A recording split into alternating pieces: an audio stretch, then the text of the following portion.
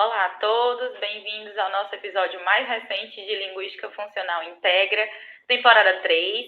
E hoje a gente recebe a ilustríssima visita da professora doutora Maria Angélica Furtado da Cunha. Ela é professora emérita pela Universidade Federal do Rio Grande do Norte e professora titular de Linguística da Universidade Federal do Rio Grande do Norte e professora visitante da Universidade Federal Fluminense.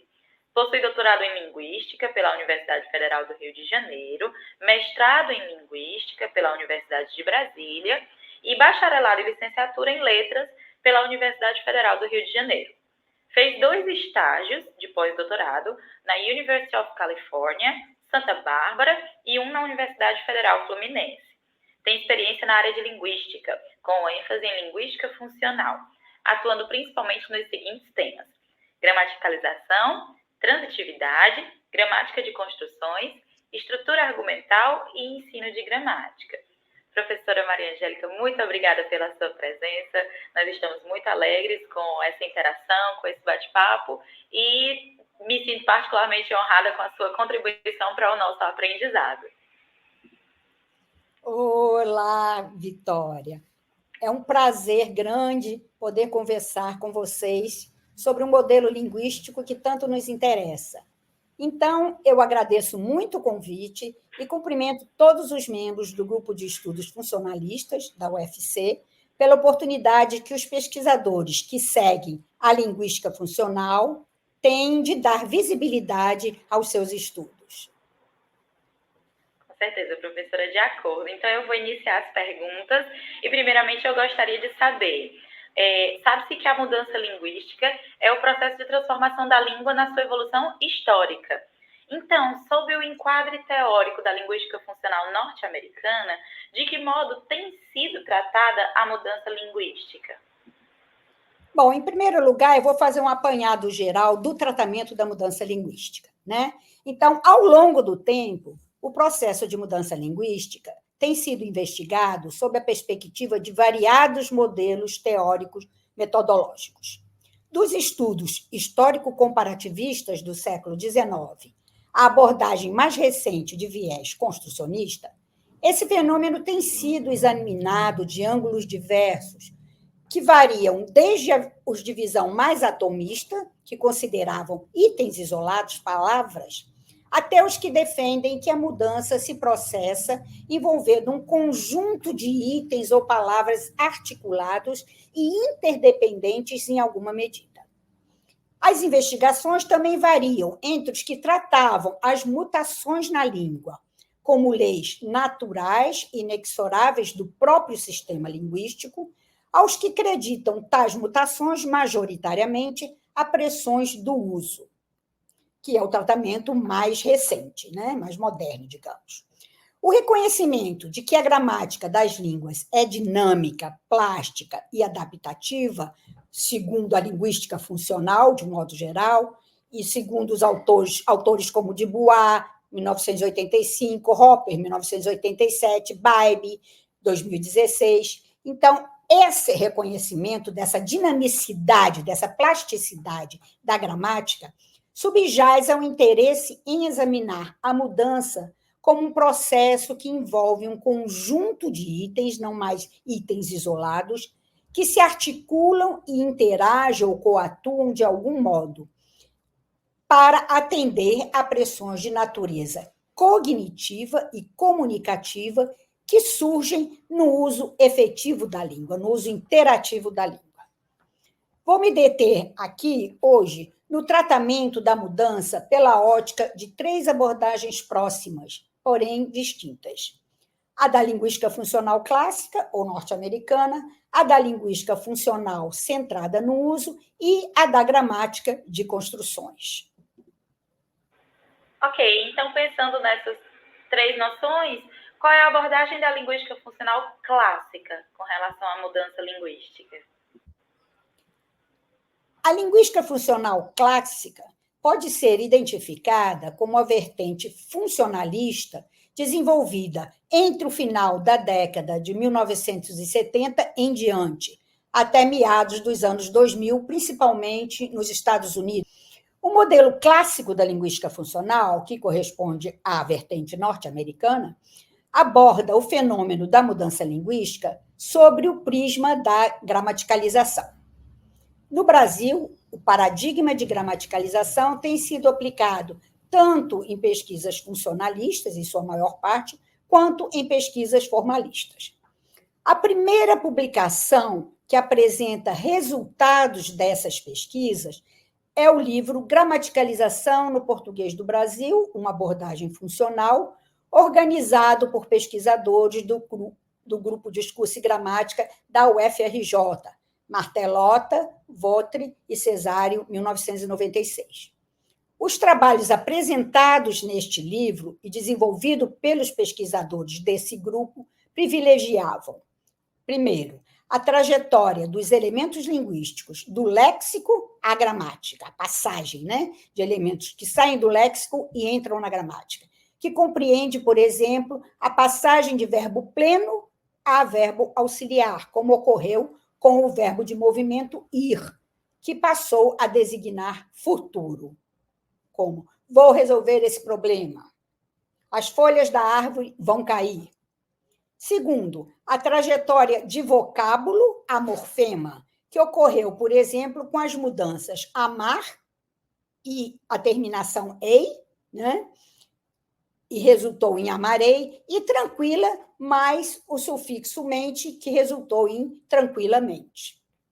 Terceiro, a trajetória de categorias menos regulares para categorias mais regulares, como aconteceu, por exemplo, com a emergência, o surgimento das formas seja e menas, as quais são variantes populares dos padrões tradicionais seja e menos, respectivamente.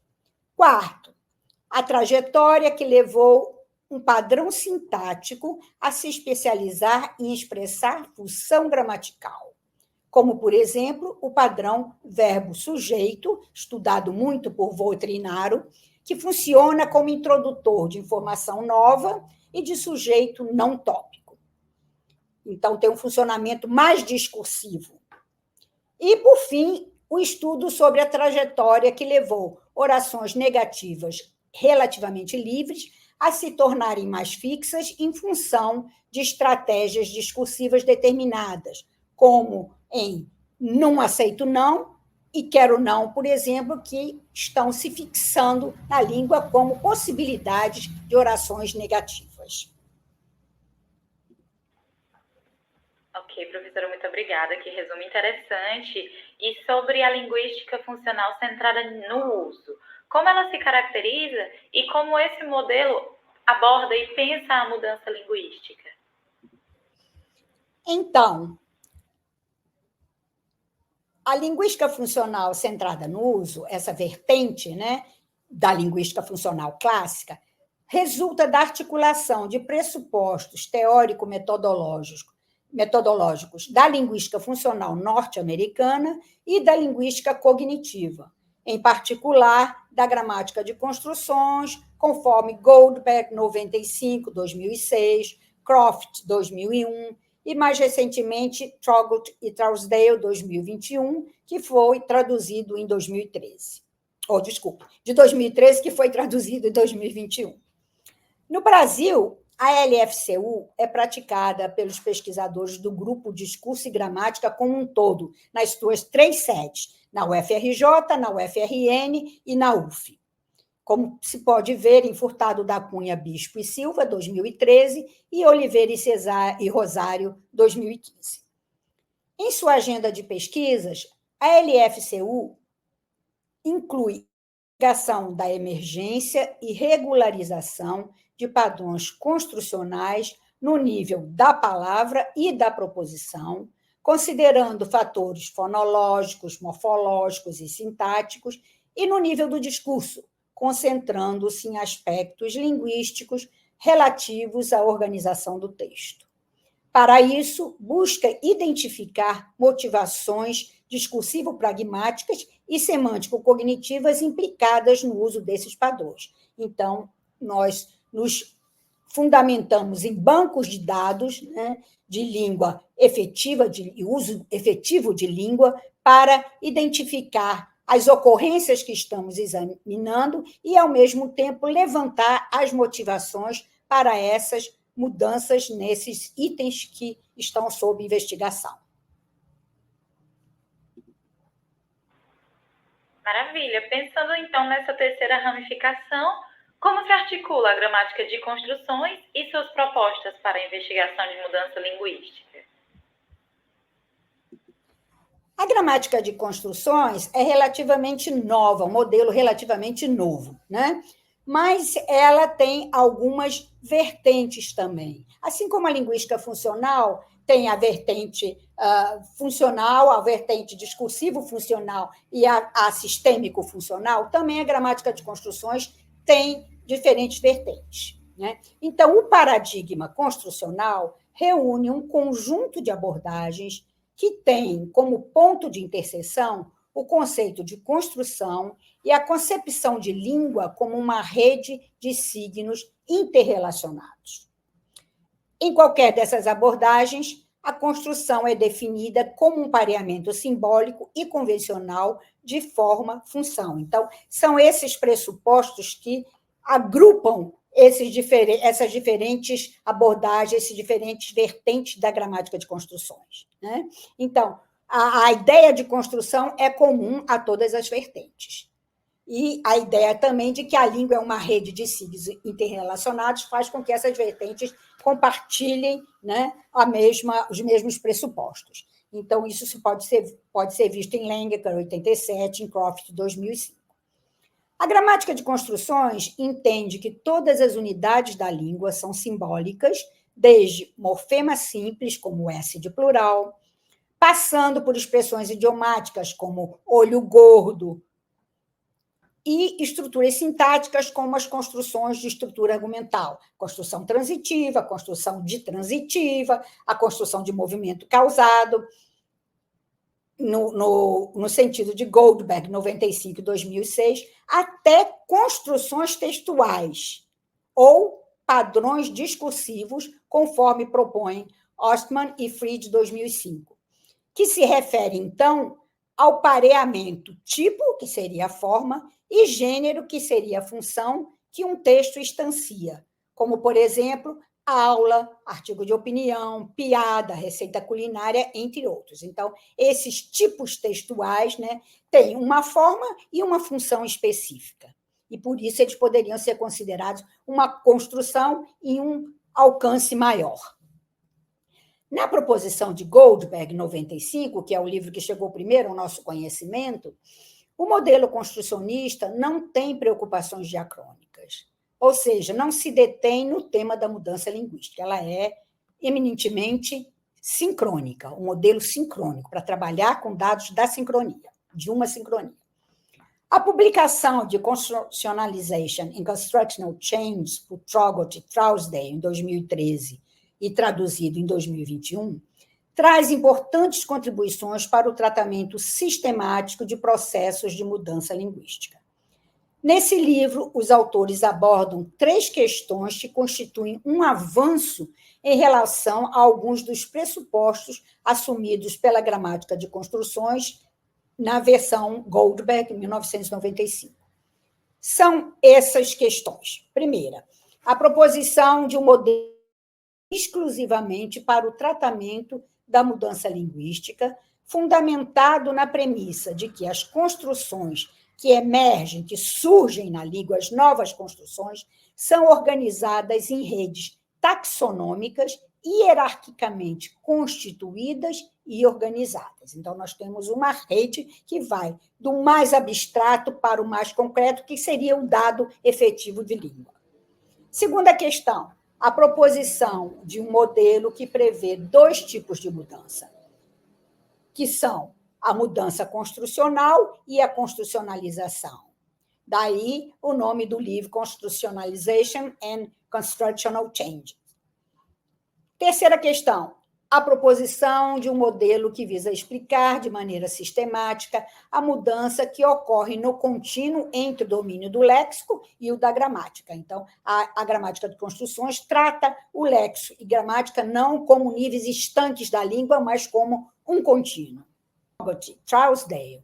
A abordagem construcional possibilita investigar os fenômenos de mudança linguística, dando conta tanto da relação sincrônica entre construções, quanto da emergência do surgimento de novas construções, examinando a natureza das mudanças que se dão nessas construções. Então, o tratamento de Trousdale é mais abrangente, porque permite ao pesquisador trabalhar tanto com uma dada sincronia, quanto com a mudança que se caracteriza quando se comparam diferentes sincronias. Espero que tenha ficado claro, Obrigada. Porque é um assunto um pouco elaborado, né? E a gente, assim, um pouco tempo sem mostrar exemplos. Sim, apresentar 3 noções não é fácil, né? Assim, de uma vez, mas eu acredito que deu para entender e dá para a gente também até procurar se identificar um pouco com o que mais agrada. Então, assim, eu ia dizer justamente que muito obrigada por essa sua capacidade resumitiva de nos apresentar essas 3 ramificações tão bem. Para mim, que não estudo a mudança linguística, deu para entender. Eu estou tentando despertar o interesse por tema da mudança linguística. Por isso eu cito os autores, mas eu sei que é muito pouco para a gente se aprofundar, né, no assunto. Mas acredito que conseguiu sim. Eu, pelo menos, estou interessadíssima. Por fim, professora, na sua pesquisa sobre o surgimento e a regularização da construção com os verbos leves no português brasileiro, quais resultados foram obtidos e qual a relevância desse estudo realizado para a descrição da língua? Então, eu venho trabalhando com os verbos leves há algum tempo. E, primeiro, vou caracterizar o que é um verbo leve, né? Porque falando assim fica difícil de identificar. Em linhas gerais, é o que diz a literatura, de um modo geral, né? O verbo leve, também chamado verbo suporte, inclusive nas gramáticas tradicionais, é identificado como um verbo que se afasta do seu sentido básico, do seu sentido central, do seu sentido referencial, formando com o seu complemento, o SN que o segue, um todo sintático-semântico, de modo que não dá para separar muito verbo e a gente não pode falar em verbo e objeto direto, porque você tem um todo sintático-semântico entre verbo e complemento. Então, a minha pesquisa recaiu sobre os verbos leves dar, fazer, ter e tomar. Nessa pesquisa, eu investigo o surgimento e a regularização de construções de estrutura argumental com esses verbos leves no português do Brasil, no período que vai do século XVII ao século XXI, em textos escritos e falados usados em situação real de comunicação. Então, vejam que eu estou fazendo uma pesquisa diacrônica, né? Que tenta pegar um espaço de tempo bastante grande para realmente acompanhar a fixação desses blocos sintáticos semânticos formados por verbo leve, por esses 4 que eu citei, dar, fazer, ter e tomar, e o SN que vem depois deles, que seria o seu complemento objeto direto, digamos assim. Né? Então, eu vou citar uns exemplos aqui para a gente ter ideia do que são esses agrupamentos, esses blocos sintáticos semânticos. Por exemplo, dar atenção, fazer favor, ter dúvida, tomar coragem. Peguei um exemplo com cada um dos verbos, que são blocos muito comuns da gente ouvir no dia a dia. Né? A análise das ocorrências com esses verbos ao longo desses séculos constatou variação nos padrões estruturais em que tais verbos podem ser empregados. Então, esses padrões que contêm esses verbos, né, e seus complementos, esses verbos leves e seus complementos, os padrões sintáticos, variam. Eles não são sempre os mesmos. E, nesse sentido, o SN, que funcionaria como objeto direto do verbo leve, que corresponde a um verbo referencial, né? O verbo leve é esvaziado de sentido, mas ele corresponde, mantém traços ainda do verbo do qual ele se origina, que é um verbo referencial. Vou repetir. Então, SN, que funcionaria como objeto desse verbo leve, pode ocupar diferentes posições na oração, assim como pode ser ou não precedido de determinante. Por isso que eu disse que os padrões em que esses blocos ocorrem não são idênticos. Então, há mudança na posição do SN, que seria o complemento do verbo, né? E há mudança também na constituição do próprio SN, que pode vir precedido ou não de determinante. Então, o que eu achei? A maior versatilidade morfossintática, que se refere a essa presença ou não de determinante, posição do SN. Então, essa maior versatilidade morfossintática das instâncias que eu analisei, nas sincronias mais recuadas, século XVII, XVIII, XIX, já começa a ficar um pouco diferente, associada à maior estabilidade e fixação do bloco leve mais SN nas sincronias mais recentes, século XX, século XXI, possibilitou depreender a formação de chunks, dos blocos, em que não se pode mais separar o verbo do SN que o segue. E, consequentemente, possibilitou constatar a emergência e convencionalização ou fixação da construção. Então, ela já ocorria no século XIX, no século XVII, mas não era fixa. O SN podia se mover daquela sua posição pós-verbal, assim como ele podia, o núcleo do SN podia ou não ser precedido de determinante, artigo, possessivo, pronome demonstrativo, etc.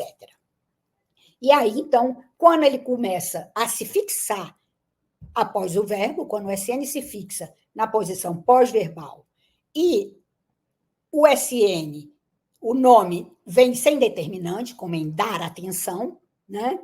Nós temos a fixação do grupo, né? E isso se deve a um processo cognitivo de domínio geral chamado chunking, ou agrupamento, traduzindo, né?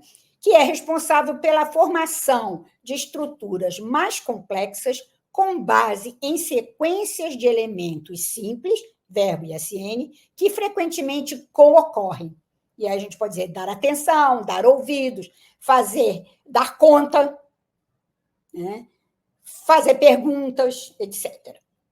Do ponto de vista linguístico, essas estruturas, né? O bloco, né? Verbo leve mais SN, essas estruturas correspondem a expressões prontas para uso ou como se diz na literatura, pré-fabricados. A gente não junta esses dois elementos na hora de falar, eles já estão prontos e memorizados na nossa cabeça, na nossa mente. Os textos do século XVII registram a combinação de verbo leve mais SN como um grupo mais frouxo, por causa da mobilidade do SN e da própria constituição desse SN. Daí em diante, pode-se falar em regularização, aumento na regularização e convencionalização do chunk, do bloco, do grupo, evidenciadas pela ordenação mais fixa do SN em relação ao verbo leve e a ausência de determinante antes desse nome, que é núcleo do SN, e de elemento lexical, ausência de elemento lexical entre os constituintes do bloco, por exemplo, dar muita atenção, dar pouca atenção, em que eu tenho esse elemento pouca separando o dar de atenção. E também o próprio enfraquecimento do significado do verbo leve, que vai se afastando do significado do verbo referencial do qual esse verbo leve se originou. Por exemplo, quando você diz dar atenção, você não está usando dar no sentido de entregar alguma coisa a alguém. É um sentido mais metafórico. Então, não tem aquele sentido concreto referencial.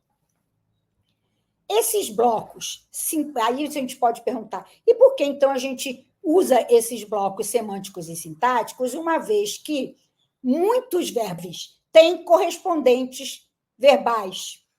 Por exemplo, fazer pergunta pode ser perguntar. Por que eu uso fazer pergunta em vez de usar perguntar, que é um verbo único e tem um sentido próximo?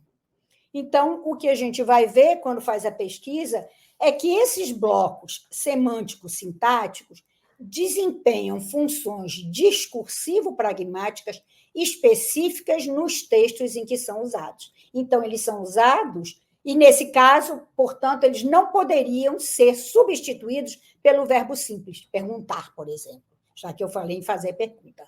Então, eles têm funções próprias, funções discursivo-pragmáticas próprias, e por isso eles são usados no lugar de verbos simples a que eles, por hipótese, corresponderiam. Na verdade, não correspondem exatamente. Há alguma sutileza, alguma mudança no significado, por isso ele se chama verbo leve, no significado do verbo leve. Eu devo dizer que quem não gosta de mudança linguística, bom linguista não é. Porque eu fiquei falando sozinha aqui comigo mesma, pensando nos exemplos, pensando nos dados, nas informações, que realmente é muito atrativo. Exatamente. Tem autores que dizem que, assim, uma estatística, né, meio aleatória, mas eu vou dizer que mais ou menos que mais de 50% do que a gente usa na língua diariamente, na língua do dia a dia, são esses blocos, os pré-fabricados, que a gente já tem isso memorizado. Então, a gente não fica inventando o que vai falar cada vez que fala. A gente pega isso da nossa memória e usa. Por quê? Porque eles se repetem, se repetem, se repetem. E essa repetição, essa frequência de uso é o que faz com que eles se fixem na língua e se fixem na nossa memória. E estejam à nossa disposição para ir lá pegar e usar. E facilita a comunicação, porque se você precisa inserir formas novas e explicá-las o tempo todo, a comunicação se desgasta muito, né? Exatamente. Professora, muito obrigada. Realmente, assim, eu espero que todos aproveitem como eu pude aproveitar esse momento. Eu realmente agradeço fortemente esse momento, essa interação foi riquíssima. Esse espaço final eu deixo para a recomendação de alguma obra, para quem se interessou, para quem quer saber um pouco mais de alguma das divisões que nós vimos, clássica, da centrada no uso. Caso haja alguma recomendação de obra de mais autores, além dos mencionados, fique esse espaço para que você possa fazer essas recomendações para os potenciais estudantes da mudança linguística.